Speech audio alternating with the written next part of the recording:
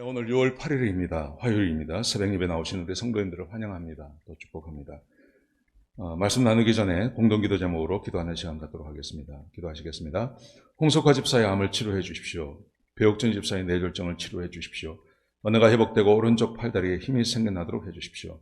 과간나 집사의 허리를 치료해 주십시오. 고나다 집사가 다시 걷도록 해 주십시오. 오길선 어린이가 회복이 잘 되게 해 주십시오.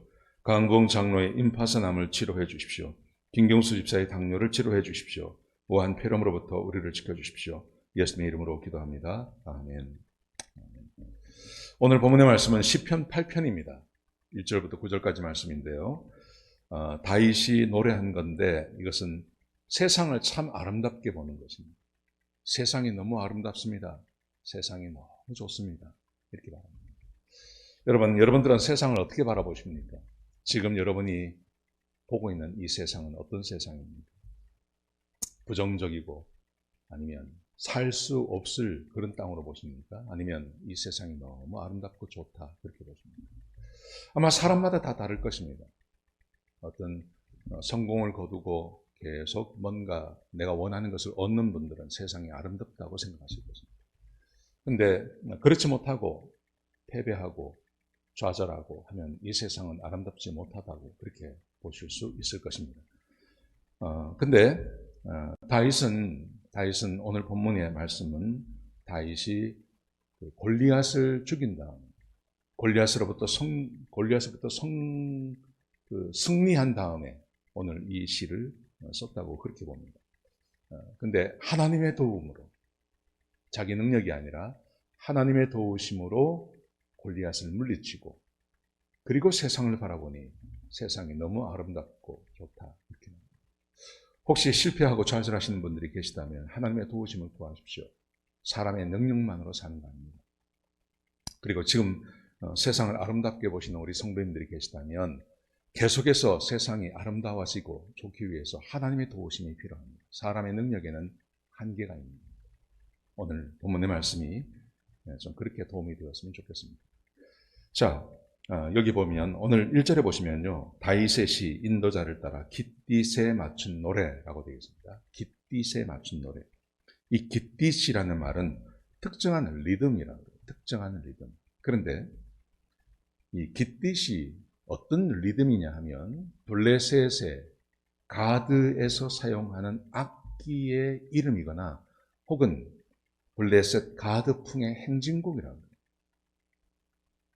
지금 다윗이 노래를 부르는데 이스라엘의 풍으로 노래하는 게 아니라 이스라엘의 풍으로 노래하는 것이 아니라 블레셋 가드 사람, 블레셋의 가드 사람이 골리앗이잖아요. 그러니까 블레셋의 가드 풍의 곡조에 맞추어서 이 곡을 썼다는 거예요. 이 시편을 노래했다는 거예요. 그래서 이제 많은 학자들이 생각하기를 아마도 가드 사람 골리앗을 이긴 다음에 이 시편을 썼을 거다. 그렇게 보고 있는 것입니다.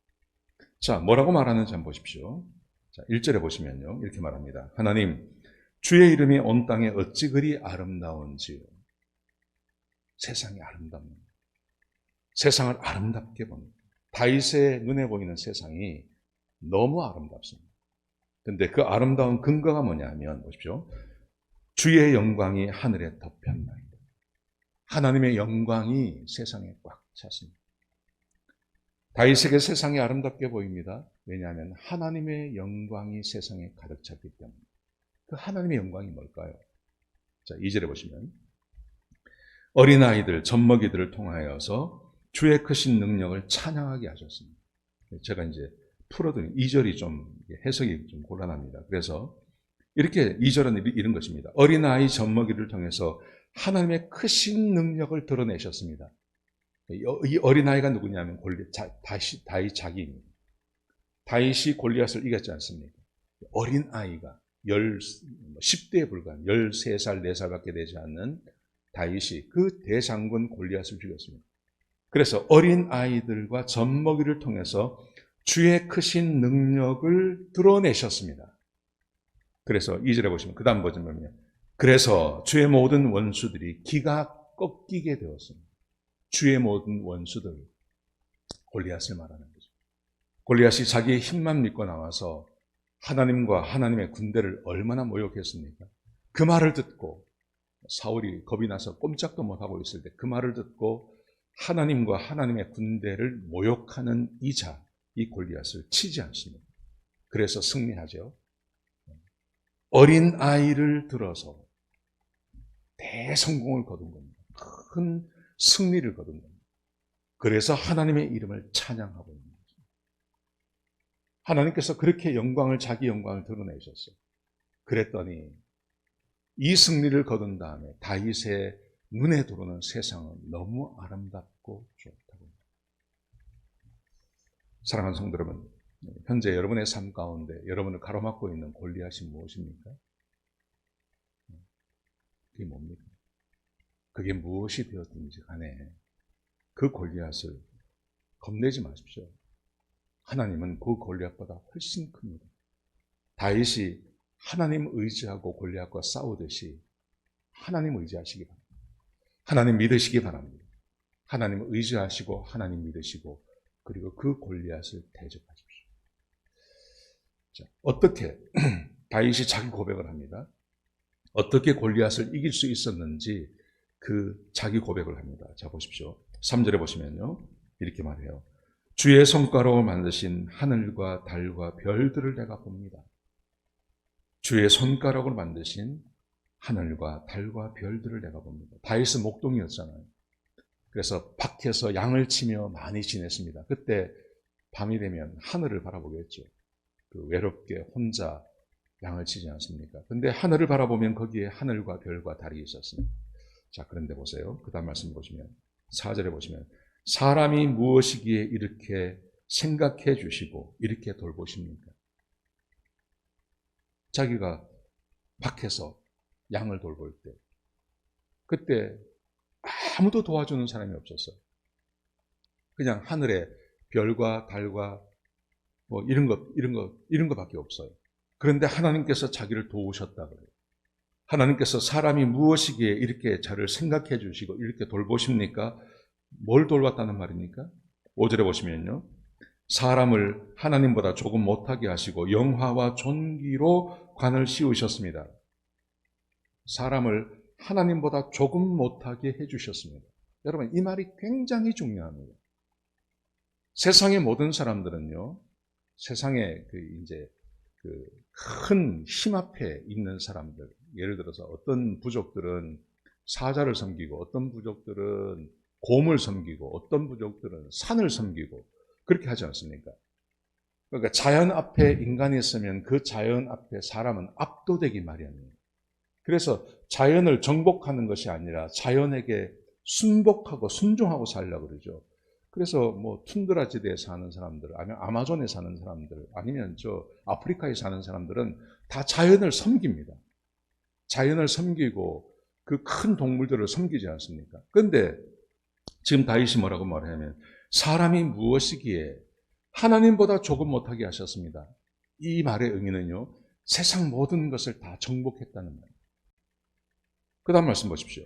주의 손으로 만드신 것을 다스리게 하시고 만물을 그 발 아래 두셨으니 소와 양과 들짐승과 공중의 새와 바다의 물고기 바닷거리에 다니는 것들입니다. 다윗은 야외에 살면서 곰이 양을 훔쳐가고 사자가 양을 물어가지 않습니까? 그때마다 자기가 그 곰 입에서 사자의 입에서 양을 찾아왔다고 말하지 않습니까?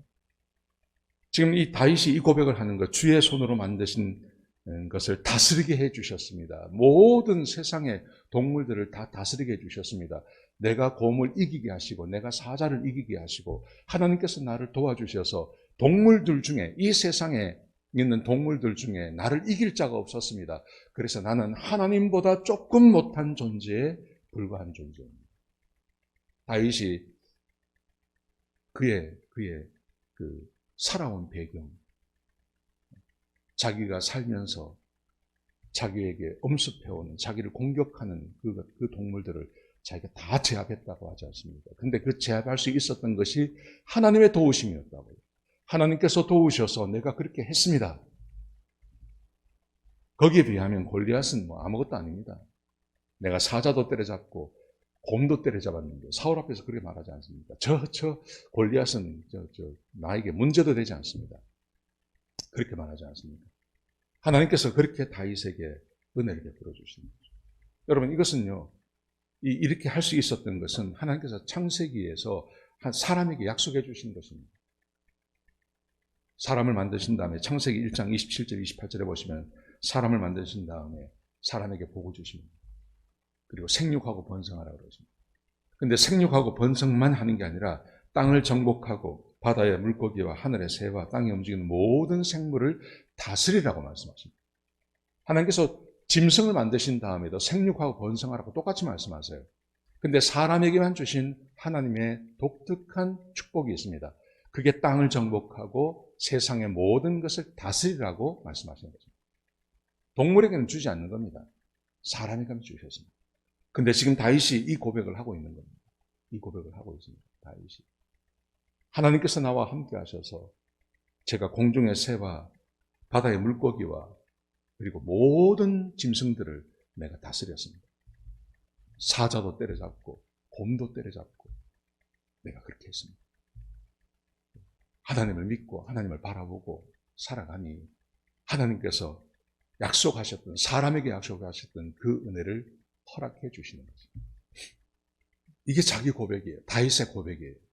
다윗이 실제로 그렇게 살았다는 거죠. 하나님 바라보고 하나님과 함께 동행하면서 그가 어린 나이에 그 들판에 나가서 살아가면서 하나님께서 약속하신 그 하나님의 약속의 말씀을 붙잡고 그가 살아갈 때 사자를 이기고 곰을 이기고, 그래서 자기가 어린 나이지만 그 들판에서요, 세상을 바라보면요, 자기보다 나은 존재가 하나도 없다는 걸 그가 알게 된 거예요. 그래서 그가 고백하기를 사람이 무엇이 간데 하나님보다 조금 못하게 하시고, 하나님보다 조금 못하게 하시고 영광과 존귀로 관을 씌우셨나, 그렇게 말합니다. 사랑하는 성도 여러분, 우리의 매일매일의 삶이 중요합니다. 내가 하나님의 자녀라고 하는 그 믿음을 가지시고 그리고 하나님의 말씀을 따라 살아가십시오. 하루하루를 그렇게 살아가십시오. 그리고 어느 날 우리의 삶에 골리앗 같은 존재가 우리를 덮칠 수 있습니다. 그때 그를 대적해서 하나님의 힘과 능력으로 그를 이기는 거죠. 그게 하나님께서 우리에게 주시는 은혜가 아니겠습니까? 하나님의 말씀을 따라 사는 은혜가 아니겠습니까? 그래서 9절에 보시면 이렇게 말합니다. 여호와 우리 주여, 주의 이름이 온 땅에 어찌 그리 아름다운지. 세상이 아름답게 보이는 것, 하나님이 자기를 도우시기 때문에 그렇게 보입니다. 하나님께서 자기를 도와주세요. 다윗을 축복하세요. 기도할 때마다 응답해 주시고, 고난과 어려움이 찾아오면 그 고난과 어려움을 이기게 해주세요. 항상 그렇게 해주셨어요. 하나님 때문에 세상이 아름다워 보이는 거예요. 마치 어린아이들이 부모의, 아빠의 손을 딱 잡고 가면 세상에 부러울 것이 없고 무서울 것이 없는 것처럼 하나님께서 나와 함께 하시고 하나님의 손을 잡고 가는 그 사람에게 세상이 아름답게 보입니다. 아무리 좋은 곳에 있다 하더라도 아버지의 손을 놓친 아이는요, 울게 돼 있어요. 무섭게 돼 있어요. 마찬가지입니다. 하나님을 놓치면, 하나님 바라보지 않으면 사람은 두려움에 휩싸이게 되어 있습니다. 세상이 아름답지 않습니다. 세상이 아름답지 못한 것, 그것은 우리가 하나님을 놓쳤기 때문에 그렇습니다. 매일매일 하나님과 동행하시며 하나님 말씀에 순종하시며 그렇게 세상을 정복해 나가시며, 그리고 세상은 살만한 곳이라고 고백하시는 저와 여러분 되시길 주의 이름으로 축복합니다. 기도하시겠습니다. 아버지 하나님, 귀한 말씀 주셔서 감사합니다. 하나님, 세상이 아름답게 보이게 하여 주옵소서. 이 세상이 두려움의 대상이 되지 않게 하시고 여호와 하나님께서 나와 함께 하심으로 세상을 정복해 나가며 세상을 다스리는 주의 백성들이 되게 축복하여 주옵소서. 주님 감사합니다. 예수님의 귀하신 이름으로 기도드렸습니다. 아멘.